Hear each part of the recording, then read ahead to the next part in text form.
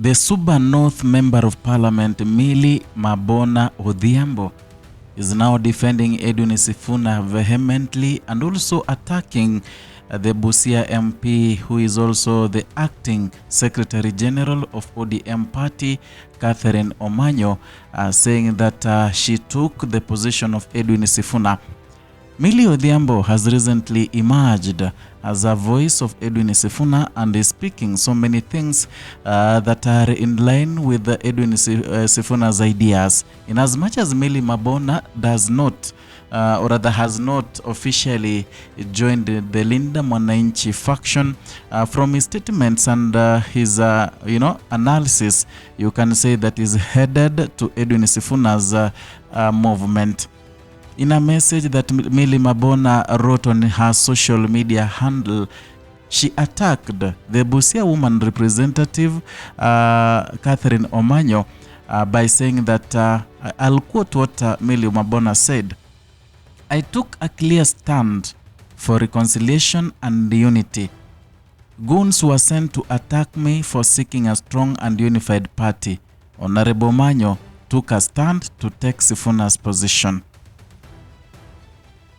Millie said that because Catherine Omanyo is the woman representative for Busia County, said that Millie Odhiambo is sitting on the fence of ODM row and she doesn't want to take a side. That is according to Catherine Omanyo. In fact, she said that Millie Odhiambo, let me quote what she said.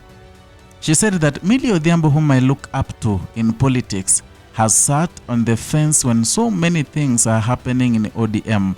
She is sitting on the fence. She said ODM mistreated Nairobi Senator Edwin Sifuna. In her heart, somehow, she's speaking aside now. She should be the last person to speak like that to show that she cares.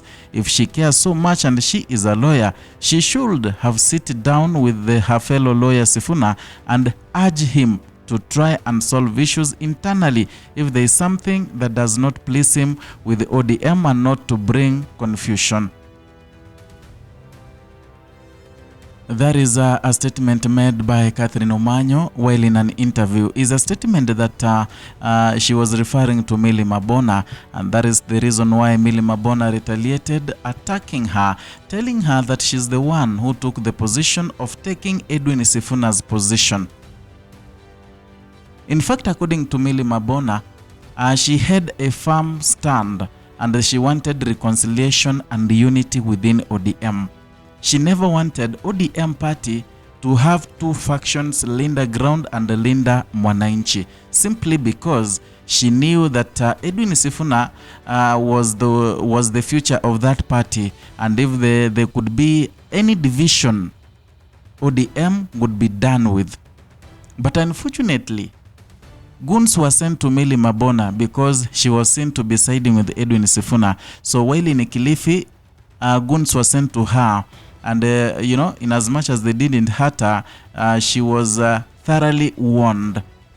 And equally, there's a time when Millie wanted to speak while in Kisumu County, and people had been mobilized to shout her down. So she chose to keep her distance. She chose to keep silent.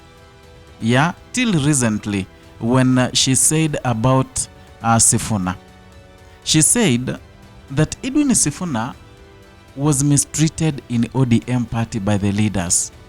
And the leaders here, it is Gladys Wanga, Oburu Oginga. They mistreated and humiliated Edwin Sifuna by, ordering the expunge of him from his position as the Secretary General of the ODM party.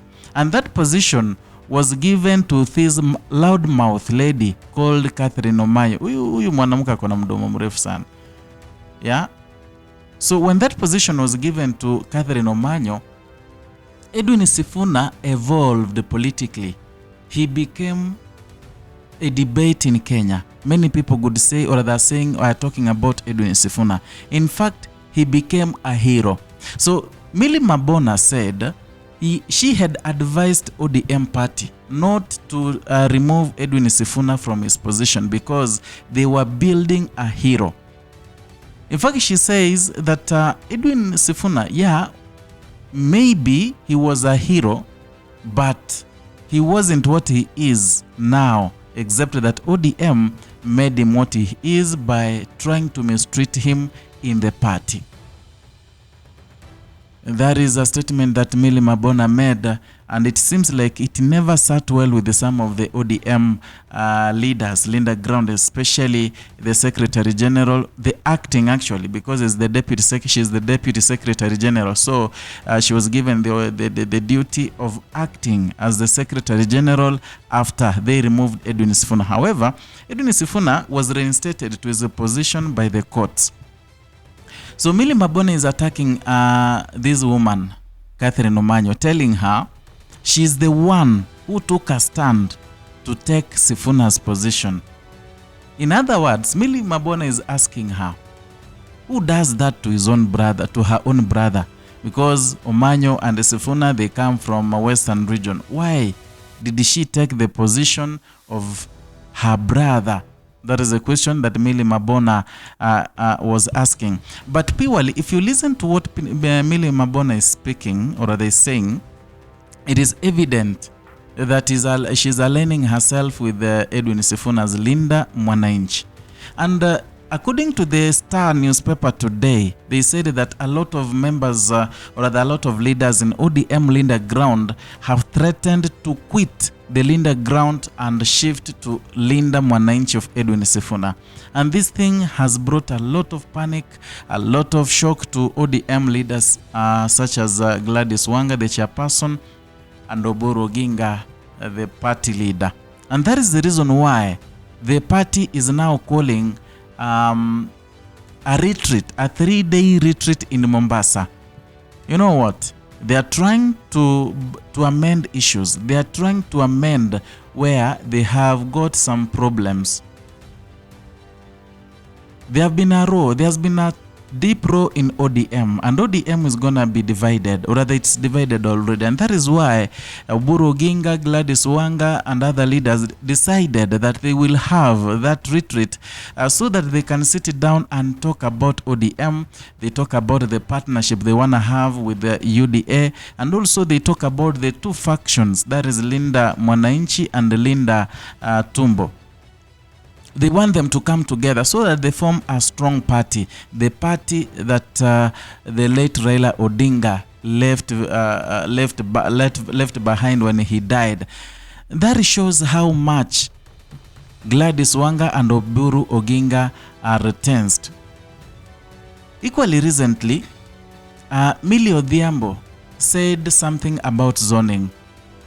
It is one of the topics in Luo Nyanza that has taken a different turn, because everyone is calling, oh, we want William Ruto to allow zoning. We don't want UDA in Luo Nyanza, especially Homa Bay.